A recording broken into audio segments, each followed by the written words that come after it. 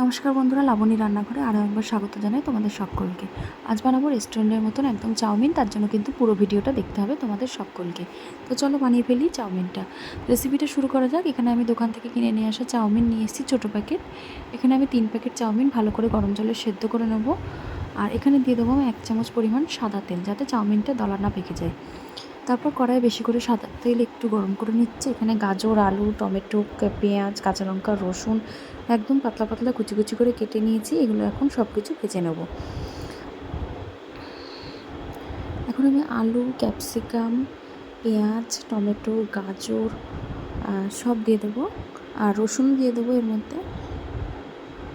তারপর এগুলোকে খুব ভালো করে একদম ভেজে নেব। একদম আস্তে দিয়ে, গ্যাসটাকে আস্তে দিয়ে হালকা আঁচে ভাজবো। এর মধ্যে স্বাদ অনুযায়ী লবণ, আর এখানে 1 চামচ পরিমাণ গোলমরিচ দিয়ে দিচ্ছি। এখানে আমি গোলমরিচের গুঁড়ো ছাড়া কিন্তু চাউমিনের ফ্লেভার একদমই আসবে না। আর এখানে আমি একটা ডিম ব্যবহার করেছি, তোমরা চাইলে নাও ব্যবহার করতে পারো। আর এখানে আমি ভাজা বাদাম দিয়েছি খেতে আরও সুন্দর লাগার জন্য। তো এখানে চাউমিনটা ভালো করে দিয়ে নিলাম জল ঝরিয়ে। তো এখন এগুলোকে ভালো করে মিশিয়ে নিচ্ছি। দেখো চাউমিনটা কত ঝরঝরে হয়ে গেছে।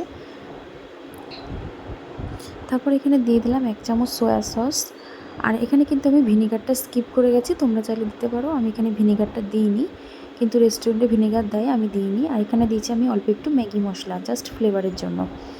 তারপর রেডি হয়ে গেছে চাউমিন, এখানে নামিয়ে নিলাম আমি। এরপর আমি পরিবেশন করব সস এবং কাসুন্দি দিয়ে। ভিডিওটা আমার ভালো লাগলে অবশ্যই করে লাইক, শেয়ার, কমেন্ট করে দিও। আর চ্যানেলটাকে সাবস্ক্রাইব করে নিও। দেখা হচ্ছে পরের দিন অন্য কোনো রেসিপির সঙ্গে। ততক্ষণ পর্যন্ত তোমরা ভালো থেকো, সুস্থ থেকো।